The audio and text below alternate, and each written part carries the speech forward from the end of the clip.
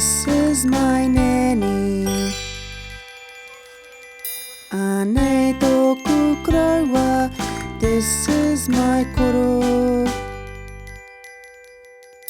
Ānei oku mātua tīpuna, tōku whānau katoa.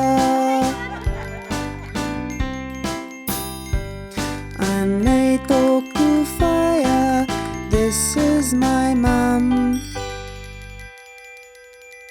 Ānei tōku matua, this is my dad. Ānei oku matua, tōku whānau katoa.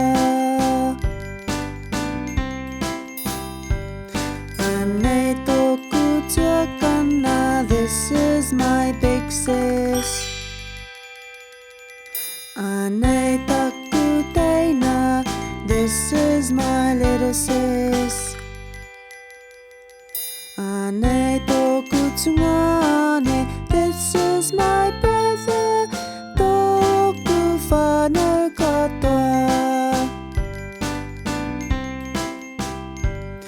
Ānei tōku tuakana, this is my big bro.